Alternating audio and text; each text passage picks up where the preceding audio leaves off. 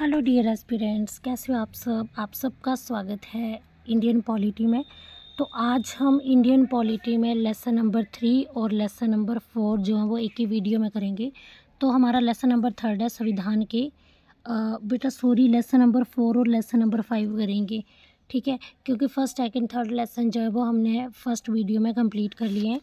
तो संविधान के विदेशी स्रोत जो है वो कहाँ से लिए गए हैं, तो बेटा जो आपका अखिल भारतीय शासन अधिनियम है 1935 का, उसमें से जो है वो सबसे ज़्यादा स्रोत लिए गए हैं भारतीय संविधान को बनाने के लिए। तो अब हम पढ़ेंगे कि विभिन्न देशों से किस तरह के जो है वो विदेशी स्रोत लिए गए हैं संविधान को बनाने के लिए।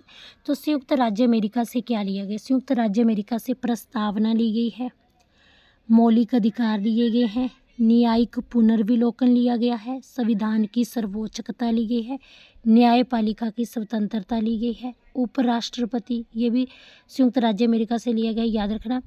प्रस्तावना, मौलिक अधिकार, न्यायिक पुनर्विलोकन, संविधान की सर्वोच्चता, न्यायपालिका की स्वतंत्रता, उपराष्ट्रपति और निर्वाचित राष्ट्रपति, उपराष्ट्रपति, निर्वाचित राष्ट्रपति और उस पर महाभियोग, ये भी संयुक्त राज्य अमेरिका से लिया गया। तो याद रखना, राष्ट्रपति, उपराष्ट्रपति। और बेटा जो हाई कोर्ट और सुप्रीम कोर्ट के जो न्यायाधीश हैं उनको हटाने की विधि कि उनको कैसे हटाया जाएगा वो भी संयुक्त राज्य अमेरिका से लिया गया है। और वित्तीय आपात जो है वो फाइनेंशियल जो इमरजेंसी वित्तीय आपात जो है ये भी संयुक्त राज्य अमेरिका से लिया गया। तो याद रखना, राष्ट्रपति, उपराष्ट्रपति, हाई कोर्ट और सुप्रीम कोर्ट के न्यायाधीश, ये हो गया। ये प्रस्तावना हो गई, जिसको उद्देशिका भी बोलते हैं, प्रस्तावना हो गए, मौलिक अधिकार हो गए, न्यायपालिका की स्वतंत्रता हो गई, ठीक है। न्यायाधीश से ये याद रखना, न्यायपालिका की स्वतंत्रता हो गई, न्यायिक पुनर्विलोकन हो गया, संविधान की सर्वोच्चता, ये सारे जो है वो संयुक्त राज्य अमेरिका से लिए गए हैं, ठीक है ना। वित्तीय आपात ये भी संयुक्त राज्य अमेरिका से लिया गया है। अब ब्रिटेन से क्या लिया गया? ब्रिटेन से बेटा जहाँ पे आपको संसद दिख जाए वो ब्रिटेन, ठीक है ना। तो देखो, संसदात्मक शासन प्रणाली, संसदीय विशेष अधिकार, ठीक है ना, और द्विसदनवाद। संसद में 2 सदनवाद होते हैं, ये 3 तो आपको याद हो जाएंगे, संसदात्मक शासन प्रणाली, संसदात्मक विशेष अधिकार और द्विसदनवाद, ये ब्रिटेन से लिए गए।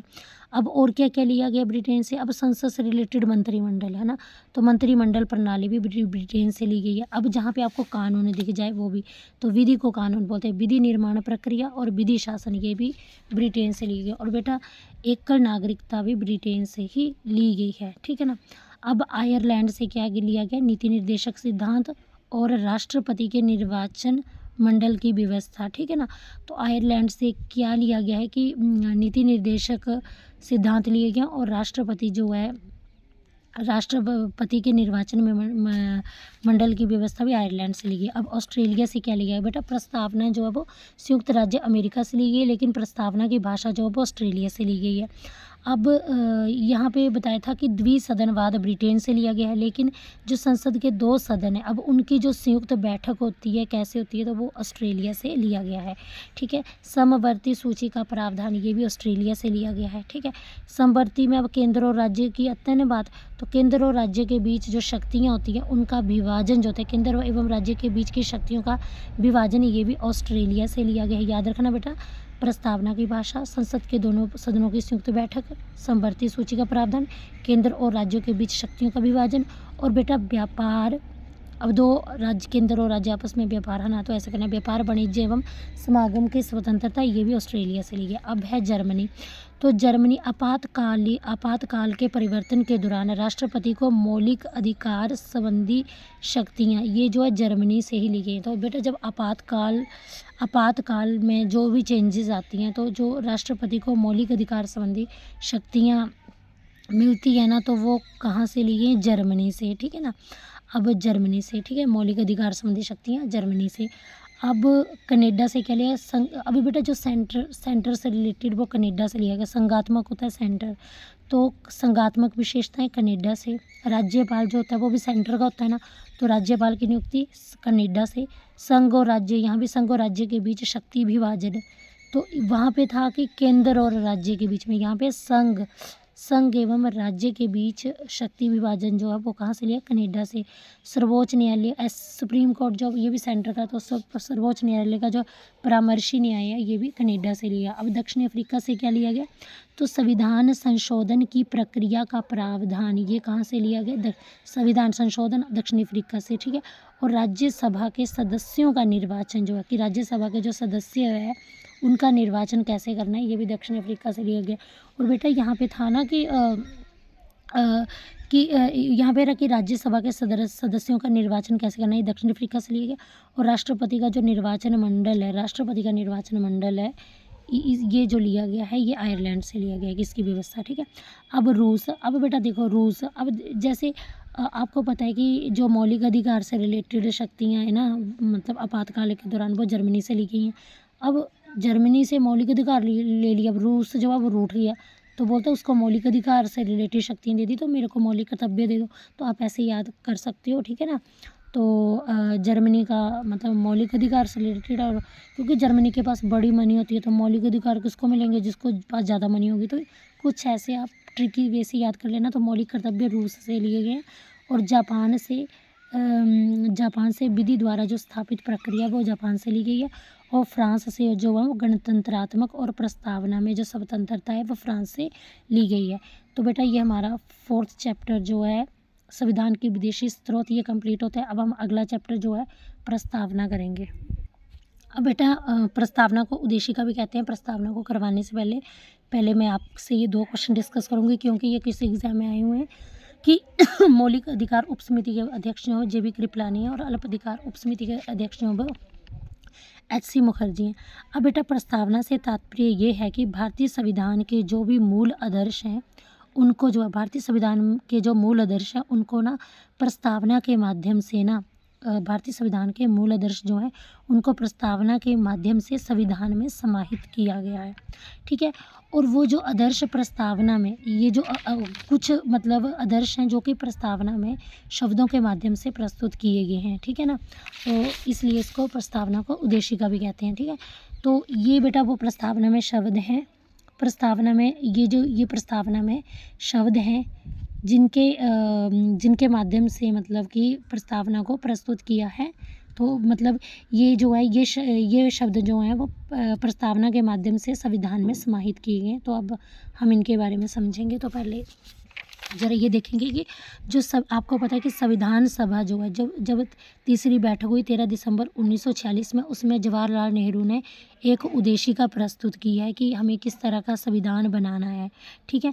तो ये जो उद्देशिका प्रस्तुत की ना, इसी उद्देशिका से जुड़ा हुआ ये जो प्रस्ताव था ना जवाहरलाल नेहरू जी का, ये प्रस्ताव जो था वो संविधान निर्माण के अंतिम चरण में प्रस्तावना के रूप में संविधान में शामिल किया गया। तो जवाहरलाल नेहरू जी का ना जो उद्देशिका प्रस्ताव था ये संविधान निर्माण के अंतिम चरण में प्रस्तावना के रूप में जो है वो संविधान में शामिल किया गया, ठीक है। अब बेटा प्रस्तावना का जो विचार है वो भारतीय संविधान में अमेरिका से लिया गया है। मैंने आपको उसमें भी पढ़ाया था ना संविधान के विदेशी स्रोत की कहाँ से लिए गए, कि प्रस्तावना कहाँ से ली है, अमेरिका से। और प्रस्तावना की भाषा जो भारतीय संविधान में कहाँ से ली गई है भारतीय संविधान के लिए, तो वो ऑस्ट्रेलिया से ली गई है। अब प्रस्तावना क्या है बेटा, प्रस्तावना जैसे हम भारत के लोग संपूर्ण प्रभुत्व संपन्न संप्रभु राष्ट्र, समाजवादी, लोकतंत्रात्मक गणराज्य, उद्देश्य प्रस्तावना का न्याय, 3 प्रकार के न्याय, 5 स्वतंत्रताएं, समता, राष्ट्र की एकता, अखंडता, बंधुता। तो बेटा ये जो प्रस्तावना, ये पूरी जो प्रस्तावना जो भारतीय संविधान की है ना, इसे 26 नवंबर 1949 को अंगीकृत किया गया है। जब संविधान बनकर तैयार हुआ था तो 26 नवंबर 1949 को ही प्रस्तावना को अंगीकृत किया गया और 26 नवंबर 1949 को संविधान बनके तैयार हुआ और संविधान को अंगीकृत किया गया था 26 नवंबर 1949 को। प्रस्तावना का अंतिम चरण जो है वो 26 नवंबर 1949 को ही समाप्त होता है। अब बेटा भारतीय संविधान को कब लागू किया गया, तो 26 जनवरी 1950 को। अब ये देखो प्रस्तावना को 3 पार्ट में डिवाइड किया गया है। संविधान के स्रोत, हम भारत के लोग या भारत की जनता, तो ये संविधान के स्रोत है। ये बताता है कि जो भारत की जनता एक ऐसी शक्ति है जो कि संविधान को शक्ति देती है, और अगर संविधान शक्तिशाली होगा तो पूरी प्रशासनिक व्यवस्था जो है वो अच्छे से पूरी शक्तिशाली संविधान जो है वो पूरी प्रशासनिक व्यवस्था को व्यवस्थित करता है। ठीक है, अब आगे देखो संविधान का स्वरूप। तो संविधान का स्वरूप क्या है? संपूर्ण प्रभुत्व संपन्न, जिसको संप्रभु राष्ट्र भी बोलते हैं। संविधान का स्वरूप है समाजवादी, लोकतंत्रात्मक और गणराज्य और गणतंत्रात्मक। तो इसको वन बाय वन समझेंगे। तो संविधान का स्वरूप संपूर्ण प्रभुत्व का मतलब क्या होता है? संपूर्ण प्रभुत्व संपन्न होता है कि भारत जो है ना, जो संविधान का स्वरूप कैसा है? संपूर्ण प्रभुत्व संपन्न मतलब कि भारत आंतरिक एवं बाह्य अगर उसने डिसीजन लेने ना भारत, तो वो अपनी डिसीजन लेने के लिए स्वतंत्र है, वो किसी बाहरी शक्ति के ऊपर निर्भर नहीं है। ठीक है ना। अब संविधान का स्वरूप समाजवादी कैसे है? तो बेटा यूरोप के जो इसके लिए ना, इसको समाजवादी को समझने के लिए आपको ना यूरोप में जाना पड़ेगा। जो कार्ल मार्क्स है ना, उनकी विचारधारा से ना, उन्होंने ना, उनकी विचारधारा एक वर्ग के रूप में उभरी, गरीबी और अमीरी के बीच जो संघर्ष है। ठीक है ना। तो बेटा ये जो भारत में समाजवादी है ना, अब ये तो यूरोप की समाजवादी थी कि वहाँ पे जो है वो गरीब मजदूर का संघर्ष वाली समाजवादी बताई गई। लेकिन जो भारत की समाजवादी है वो गांधी व नेहरू के विचारों से प्रेरित है। अर्थात ये जो है भारत की समाजवादी जो है वो लोकतंत्रात्मक समाजवाद है। इसमें ना समानता जो है संघर्ष से गांधी जी और नेहरू जी ने बोला कि समानता जो है वो संघर्ष से नहीं, आप समानता में हम समाजवादी में हम आपसी मेल मिलाप की बात करते हैं। ठीक है। तो अब आगे है लोकतंत्रात्मक, सॉरी यह बेटा यहाँ पे ना पंथ निरपेक्ष भी आना था आई थिंक। अब मैंने पंथ निरपेक्ष नहीं लिखा, तो यहाँ पे ये अगला पॉइंट जो पंथ निरपेक्ष ऐड कर लेना। ठीक है। तो पंथ निरपेक्ष, यहाँ पे पंथ निरपेक्ष ऐड कर लेना, पंथ निरपेक्ष। ठीक है ना। तो पंथ निरपेक्ष क्या होता है? तो राज्य बेटा पंथ निरपेक्ष होता है कि राज्य लोगों का अपना धर्म हो सकता है, लेकिन किसी भारत में ना राज्य का कोई अपना, किसी भी राज्य का कोई अपना धर्म नहीं होगा। जो राज्य हो गया ना, राज्य किसी के धार्मिक विषयों पे हस्तक्षेप नहीं करेगा। वो मतलब एकदम मतलब कि वो किसी भी धर्म पे हस्तक्षेप नहीं करेगा। आप सिंपल लैंग्वेज में ऐसे समझ सकते हो। आगे लोकतंत्रात्मक। अब संविधान का स्वरूप कैसा है? पंथ निरपेक्ष, ये कर लेना ऐड, है ना। और कैसा है? लोकतंत्रात्मक। लोकतंत्रात्मक कैसे है कि भारत सभी लोकतंत्रात्मक जो है वो भारतीय संविधान की सबसे बड़ी विशेषता है। ठीक है ना। तो ये एक ऐसी व्यवस्था है लोकतंत्रात्मक जो जनता के शासन के लिए जानी जाती है। ठीक है। इसमें जनता का शासन होता है। ठीक है। अब आगे संविधान का स्वरूप गणराज्य और गणतंत्र कैसे है? तो यहाँ पे जो है जो भी मतलब जो भी लीडर चुना जाता है वो वंशानुगत नहीं चुना जाएगा। जो क्योंकि गणतंत्र राज्य ऐसा होता है जिसमें जो है वो वोटिंग द्वारा कोई भी लीडर चुना जाता है, इसलिए भारत एक गणतंत्र देश है। ठीक है ना। तो आई होप आपको क्लियर हो गया। अब हम आगे, एक मिनट, हाँ जी, तो अब हम समझेंगे प्रस्तावना को कि बेटा यहाँ पे N.A. पालकीवाला जो है, इन्होंने बोला कि इन्होंने संविधान के परिचय पत्र को ही प्रस्तावना कहा। ठीक है ना। पालकीवाला ने संविधान के परिचय पत्र को प्रस्तावना कहा। अल्लादी कृष्णा स्वामी अय्यर, इन्होंने बोला कि प्रस्तावना हमारे दीर्घकालीन सपनों का विचार है। मीन्स कि लंबे टाइम तक हम कैसा शासन चाहते हैं, ये उद्देश्य जो है वो प्रस्तावना में ही छुपा हुआ है। तो ये किसने बोला? अल्लादी कृष्णा स्वामी अय्यर ने बोला। अब प्रस्तावना क्या है बेटा? इसके अलावा जो है वो प्रस्तावना जो है इसको भारतीय संविधान की आत्मा या फिर भारतीय संविधान की कुंजी कहते हैं। अगर आपको क्वेश्चन में आया कि किसे जो है वो भारतीय संविधान की आत्मा या भारतीय संविधान की कुंजी कहते हैं, तो आपने बोलना प्रस्तावना को। अगर किसी का नाम दिया होगा तब आपने क्या बोलना है। तो अगर आपको आया कि डॉक्टर भीमराव अंबेडकर ने संविधान की आत्मा किसे कहा है, तो आपने बोलना अनुच्छेद 32 को कहा गया है। ठीक है। अब इसके बाद क्या हुआ बेटा? जो यूनियन ऑफ इंडिया बनाम मदन पाल है, यूनियन ऑफ इंडिया बनाम मदन पाल ने 1957 में घोषणा की कि आप प्रस्तावना को न्यायालय में परिवर्तित नहीं कर सकते हैं। ठीक है ना। अब उसके बाद क्या हुआ कि बेटा संविधान की इस प्रस्तावना के संबंध में कई वाद अलग अलग न्यायालय में उठाए गए, कि प्रस्तावना के संबंध में ना कई तरह के वाद जो है वो अलग अलग न्यायालय में उठाए गए कि क्या प्रस्तावना संविधान का अंग है या नहीं है। मतलब प्रस्तावना के संबंध में कई तरह के वाद जो हैं वो अलग अलग न्यायालय में उठाए गए, हाई कोर्ट में उठाए गए, सुप्रीम कोर्ट में उठाए गए कि संविधान जो है प्रस्तावना जो है वो संविधान का अंग है या नहीं है। तो इसमें दो वाद इम्पोर्टेंट है। पहला है बेरूवाड़ी संघवाद, 1960 का बेरूवाड़ी संघवाद। इस वाद में सुप्रीम कोर्ट ने डिसीजन दिया कि प्रस्तावना जो है वो भारतीय संविधान का अंग नहीं है और इसे संविधान संशोधन द्वारा नहीं बदला जाता है। लेकिन सुप्रीम कोर्ट ने बाद में अपने निर्णय को पलट दिया और फिर केशवानंद भारती बनाम केरल राज्यवाद 1973 में आया और इसमें जो सुप्रीम कोर्ट ने माना कि प्रस्तावना भारतीय संविधान का अंग है और इसे संविधान संशोधन द्वारा बदला जा सकता है, लेकिन इस संशोधन में मूल ढांचे को नहीं बदला जाता है। तो बेटा यहाँ से क्वेश्चन भी आया हुआ है कि किसमें जो है संविधान के मूल ढांचे को नहीं बदला जाता, तो केशवानंद भारती बनाम केरल राज्यवाद 1973 में। अब बेटा इसके बाद क्या हुआ कि 42वें संविधान संशोधन 1976 में संशोधन कर प्रस्तावना में 3 नए शब्द जोड़े गए, समाजवादी, पंथ निरपेक्ष और अखंडता।